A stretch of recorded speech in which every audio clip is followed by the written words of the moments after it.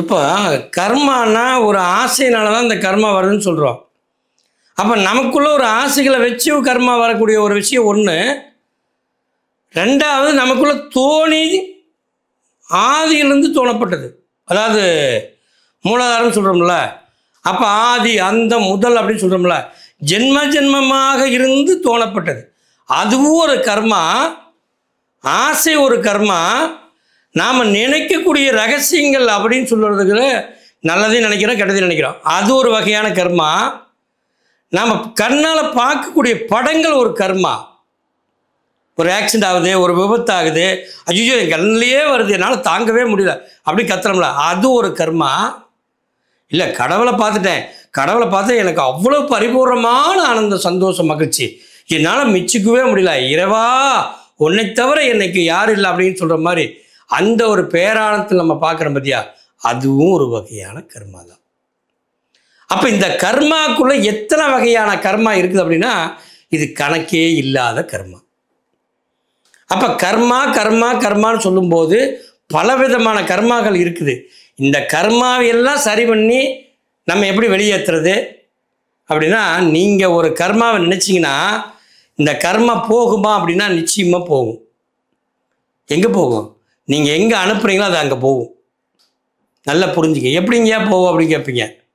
நல்ல ஒரு சிம்பிளாக சொல்கிற பாருங்களேன். கடை கொடுக்குறீன்னு வச்சுக்கங்களேன். நீங்கள் கடை கொடுக்குறீங்க, கொடுக்கும்போது நீ சந்தோஷமாக இருக்கிறீங்க, மகிழ்ச்சியாக இருக்கிறீங்க, நிறைய பணம் வருது, உங்களுக்கு எல்லாமே இருக்குது. அப்போ நீங்கள் கடன் கொடுக்குறீங்க.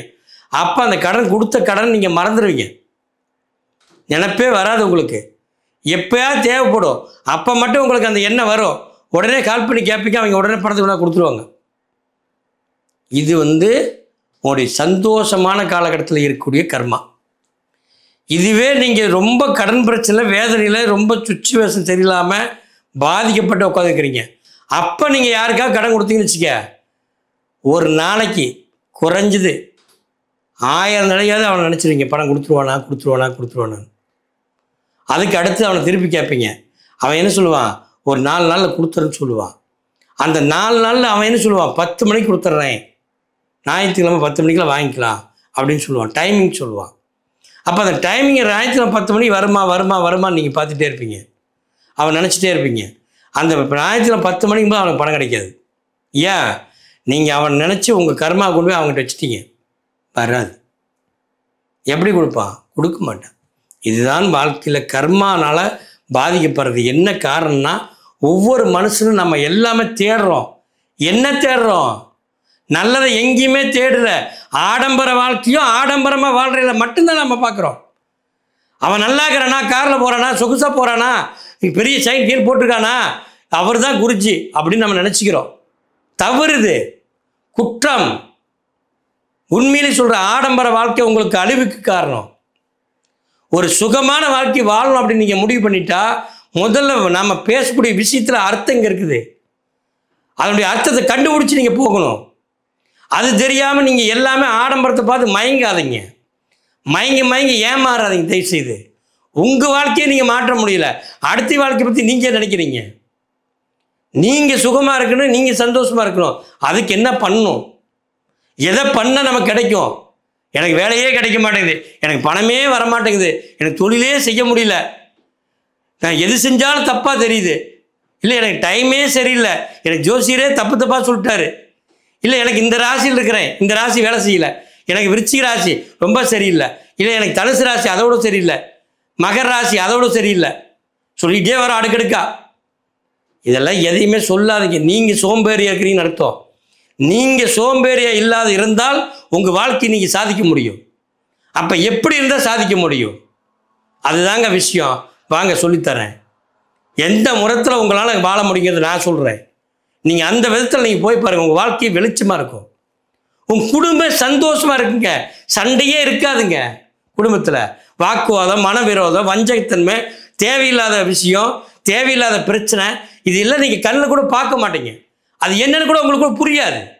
புரிஞ்சுக்கிட்டா சரி. நீங்கள் மேக்கப்பில் செல்லாதுங்க. வாழ்க்கையில் சந்தோஷமாக வாழ்கிறது தான் மேக்கப்பு. நீங்கள் மேக்கப்பை வாழ தெரிஞ்சுக்கிங்க, அடுத்த மேக்கப்பை நீங்கள் பார்க்காதீங்க தயவுசெய்து. அற்புதமான ஒரு கலை நம்மளுடைய மகாதர் பாபாஜி கொடுத்துக்கிறாரு. நம்ம ரஜினிகாந்த் சார் சொல்லுவார் கேளுங்க, என்ன நடக்குது இந்த கிரியா பண்ண அப்படின்னு. கிரியாங்கிறது ஒரிஜினல் ரெக்கார்டு. நீங்கள் பயப்பட வேண்டிய அவசியமே கிடையாது. பாபாஜியுடைய மகாதர் பாபாஜியுடைய கிரியா யோகம் என்பது அற்புதமான ஒரு கலை. இந்த கலையை பிடிச்சிட்டிங்கன்னா உங்கள் வாழ்க்கை மிகப்பெரிய மாற்றம். ஒரு நாள் உங்கள் வாழ்க்கை மாறும். நீங்கள் எப்போ உள்ள வரீங்களோ அன்னைக்கே உங்கள் வாழ்க்கை மாறிடுச்சு. நல்லா புரிஞ்சுக்க, அற்புதமாக தெரியும். உங்கள் அறிவு நான் அறிவு, உங்களை யாரும் ஏமாற்ற முடியாது. இறைவன் உங்களோட பேசுவார். நல்லா புரிஞ்சுக்க, உங்கள் ஆன்மா உங்களோட பேசும். இப்படிப்பட்ட ஒரு கலை இருக்கும்போது உலகம் பூரா ஏன் தேடிட்டே இருக்கிறீங்க? அடுத்த நாள் என்ன லெவலு? இந்த லெவலை எங்கே கற்றுக்கிட்டீங்க நீங்கள்? தயவுசெய்து இந்த லெவலில் மறந்துடுங்க. வாழ்க்கையில் இறைவன் அடையத்துக்கு ஒரு பாதை, அது எந்த பாதையில் போனால் நம்ம அடைய முடியும் அதை மட்டும் பாருங்கள். அடுத்த லெவலுன்னா அடுத்த லெவல் எங்கே வாழ போகிறீங்க, என்ன பண்ண போகிறீங்க?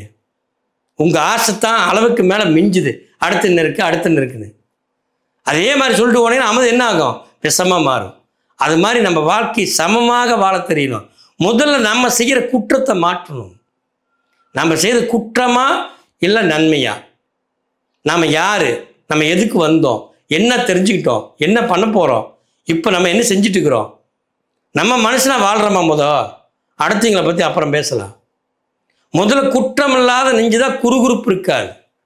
குற்றமான நெஞ்சுக்கு குறுகுறுப்பாக தான் இருக்கும், எல்லாமே தப்பாக தான் இருக்கும். வாழ்க்கையில் அற்புதமாக மாறணும், ஆனந்தமாக வாழணும், அறிவோடு வாழணும், தெளிவோடு வாழணும். இந்த பேரானந்தம் நமக்குள்ளே கிடச்சிட்டே இருக்கணும். சந்தோஷம், மகிழ்ச்சி. உனக்கு நிறைய இடம் வாங்கின ஆசையா, வாங்கிக்க. வீடு கட்டணுமா, கட்டிக்க. வெளிநாடு போகணுமா, போய்க்க. என்ன வேணால் பண்ணலாம். நீ படிக்கணுமா, பெரிய மேதையாக படித்து பாஸ் ஆகலாம்.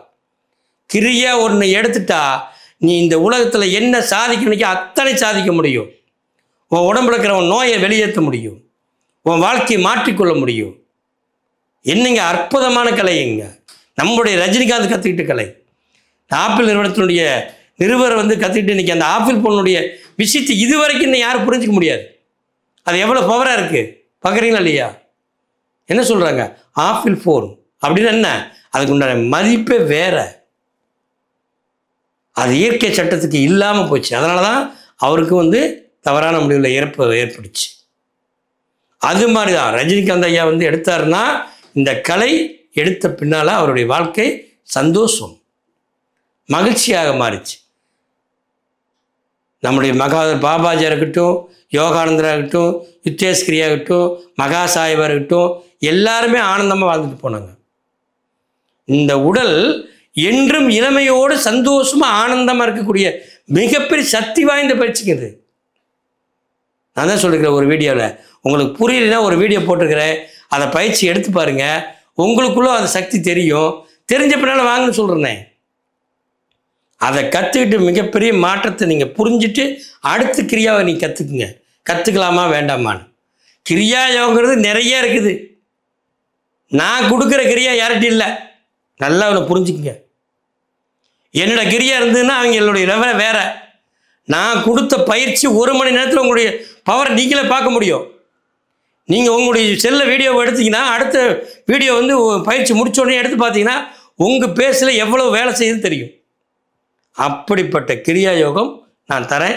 கட்டாயமாக கற்றுங்க. வாழ்க்கையில் சந்தோஷமாக இருங்க, மகிழ்ச்சியாக இருங்க, ஆனந்தமாக இருங்க, பேரானந்தமாக இருங்க. நன்றி, வணக்கம்.